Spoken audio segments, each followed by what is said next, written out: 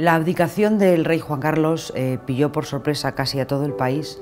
pero es dudoso que pillara por sorpresa a su hijo, el príncipe heredero entonces, el que estaba llamado a ser rey de España pues, en breves días después de la abdicación de su padre. Y yo creo que está muy claro que el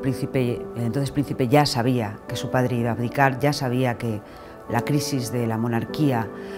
no tenía otra salida que la abdicación de su padre, y sabía perfectamente que iba a tenerse que hacer cargo de lo que él llamó una monarquía renovada para un tiempo nuevo en su discurso de proclamación. Por otra parte, pues el rey actual se había preparado toda su vida para ser rey, por lo cual yo creo que la abdicación y la proclamación se produjo de una manera bastante natural.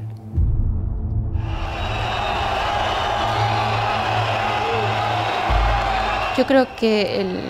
la manifestación que hubo después de los atentados de Barcelona desvelaron por fin para muchos españoles, aunque otros ya lo habíamos ido advirtiendo,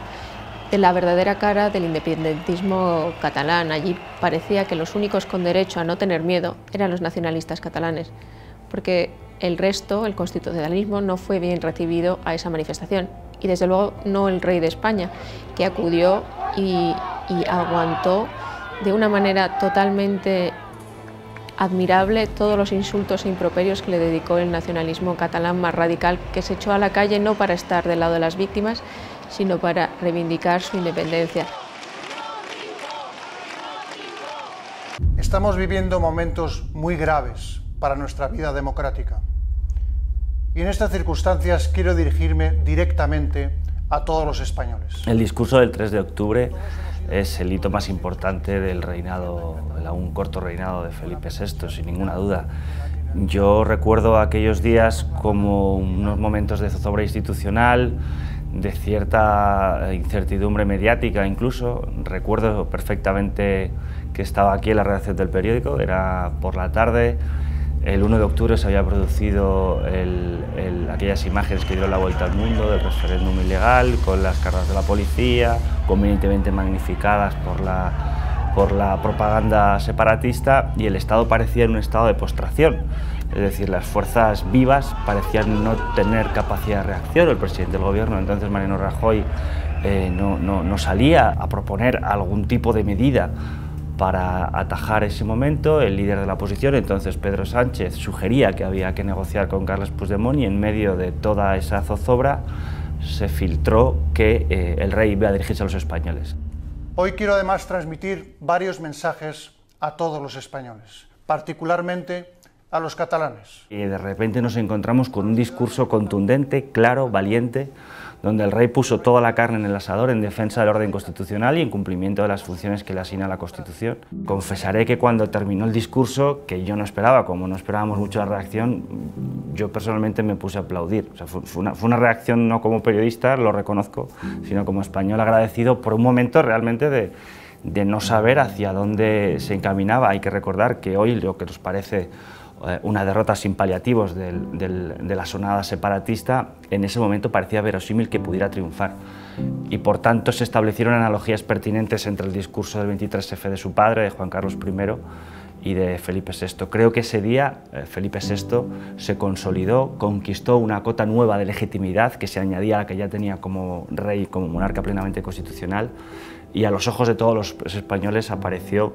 para los restos como el rey que asumía sobre sí la tarea de defender la continuidad histórica de la nación.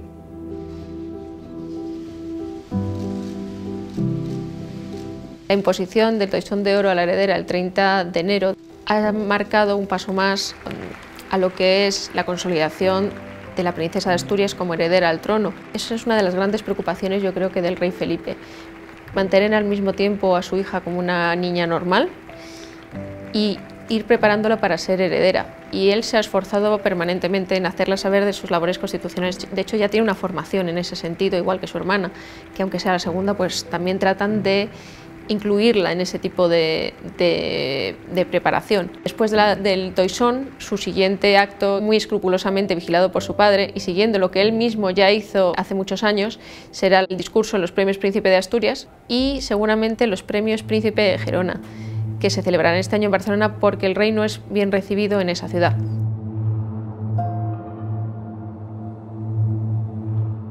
El discurso de diciembre de 2018,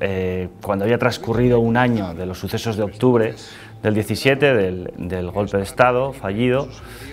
no tuvo nada que ver con el de octubre. De hecho, a partir del discurso del 3 de octubre del 17 se estableció una especie de expectativa y parecía que cada vez que fuera a hablar el rey, fueran los príncipes de Asturias, princesas de Asturias o fuera en un acto protocolario cualquiera, iba a utilizar el mismo tono de contundencia en defensa del orden constitucional del 3 de octubre, pero precisamente el rey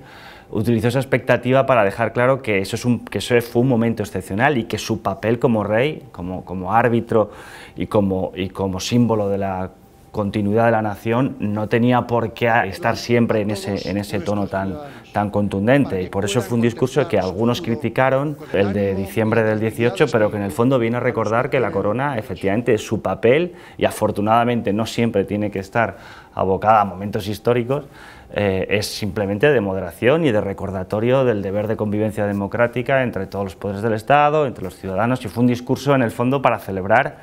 el periodo más exitoso y próspero de la historia de España, y gracias a Dios sirvió para restablecer de alguna manera la normalidad en las apariciones públicas de Felipe VI.